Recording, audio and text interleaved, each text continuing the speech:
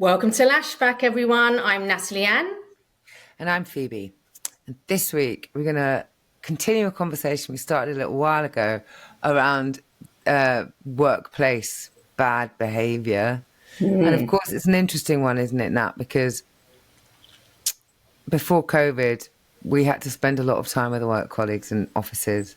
And now we don't and we do. And there are different annoyances, aren't there? So what's your most annoying workplace behaviour from a colleague? So, there's serious and not so serious and then annoying, right? So annoying for me is being late, but not telling me. I don't actually mind if you're late, but tell me, because time is, unless you actually can't, which is not many circumstances where you can't. And that's very rare in this day and age that you can't actually just send a text or whatever. Just let me know. Yeah.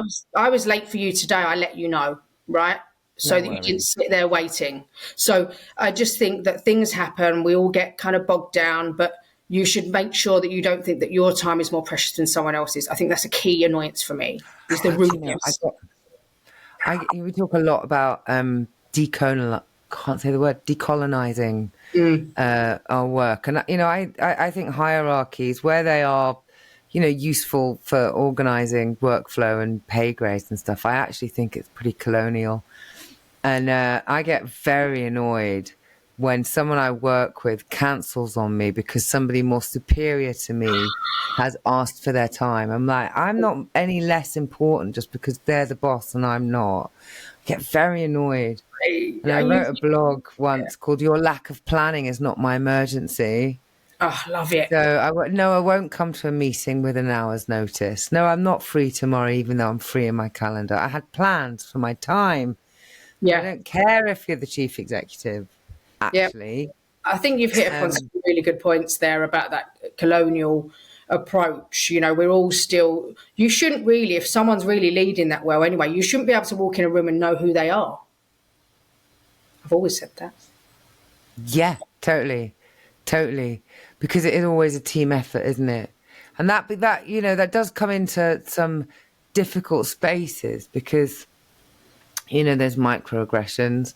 I once had a line manager that would never let me finish a sentence, to the degree where I stopped talking.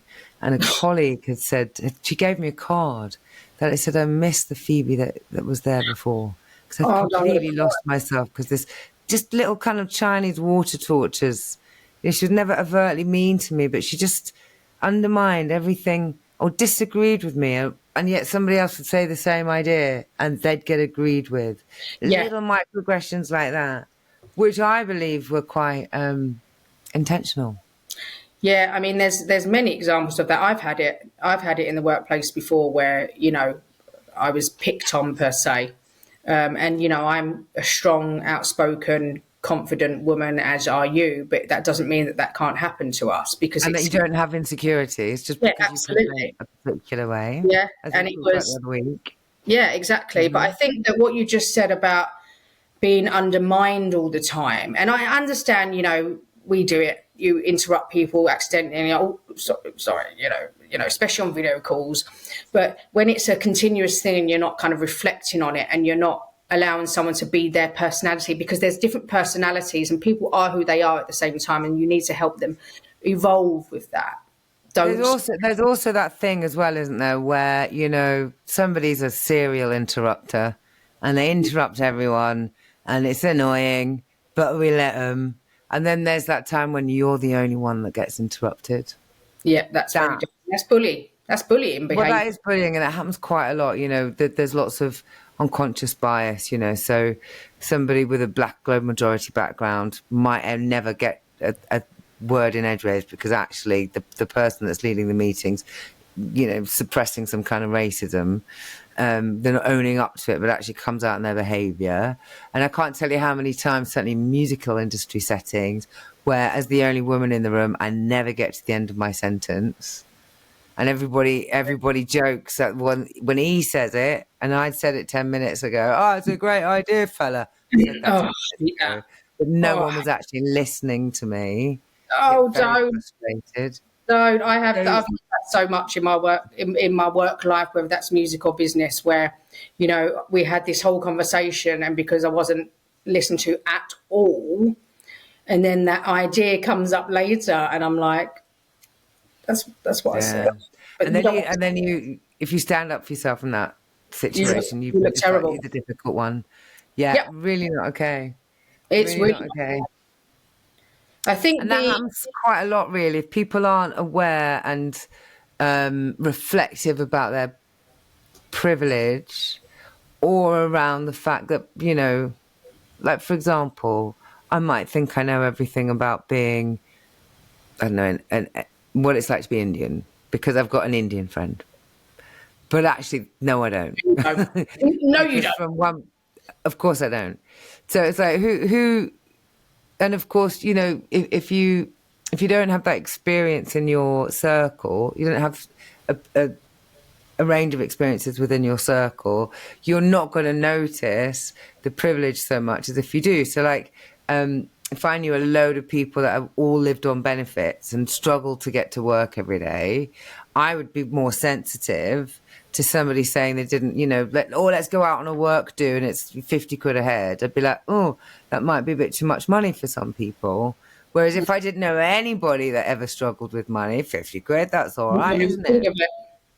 Probably wouldn't think of it. So it's like, in this modern day of working, we really do need to just be aware that we don't know everything, and that everybody comes with their own traumas from how the world has treated them based on their identity, and how they've internalized barriers because of that, or whatever.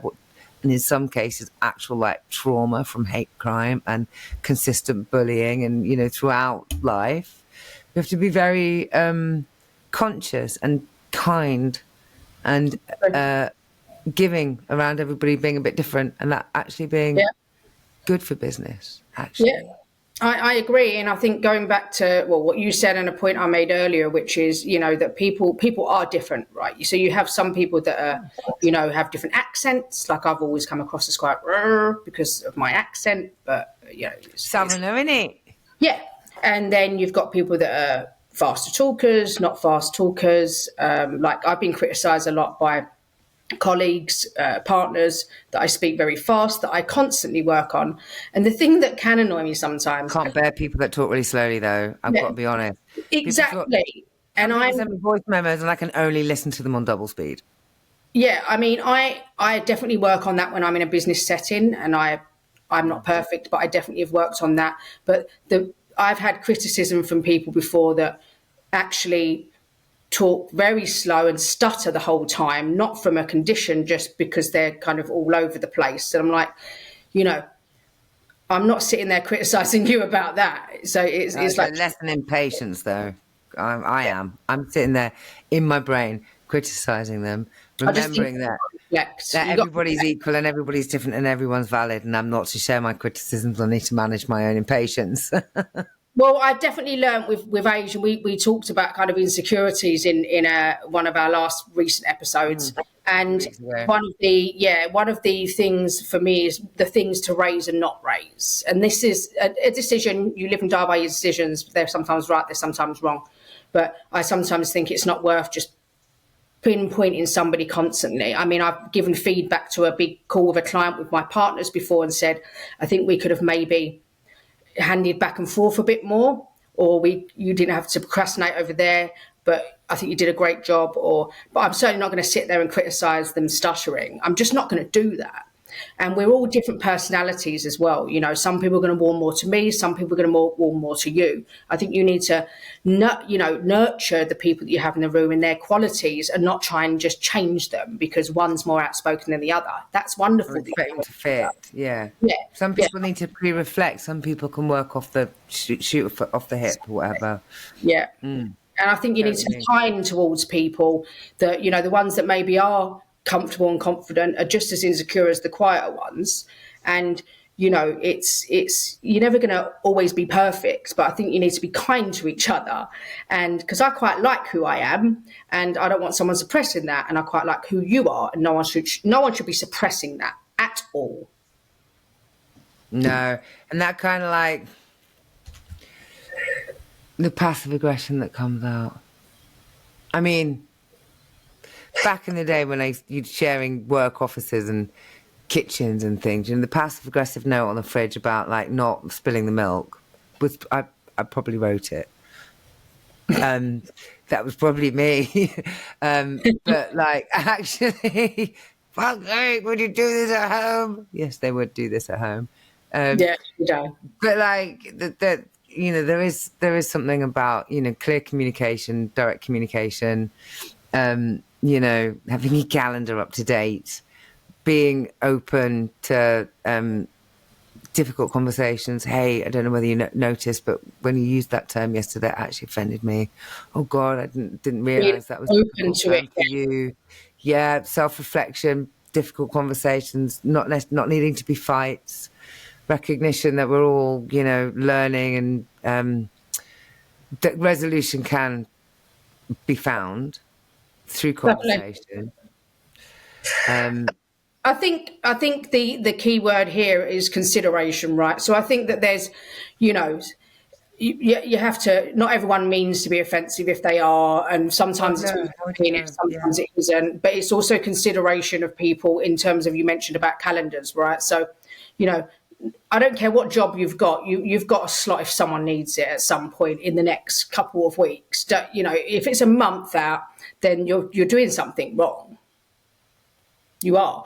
I've always said this, like if you go into a restaurant, for example, and there's 100 tables, or if there's 5 tables, you should have the same service if their processes and their training and culture and attitude is correct. Yeah. Right? Yeah.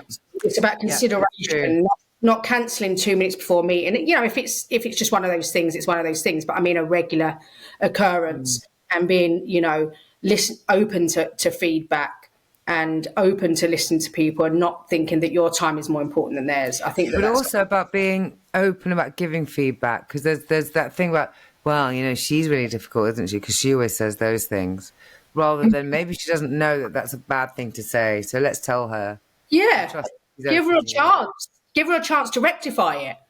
Yeah, like I think in relationships, I've had. Totally. Yeah, I'm like, when I was going through a divorce and all these things came out, true or not true, whatever, I'm like, well, I didn't know that. How can I fix something if you don't communicate that? Right? So give the person a chance. Talking about relationships, I think we should come back to the men and women thing maybe next week. Yeah. And on that note, what things, listener, for you are annoying in the workplace? What microaggressions have you come up against, and how do you stand up to them? Because we want to hear the tips and tricks. Yes, we do. Inclusive workplaces. Absolutely. Let's all learn from each other. All right, guys. Have a great week. Please feedback, comment, share, follow, tell everyone about us, and we'll see you next week. See you next week.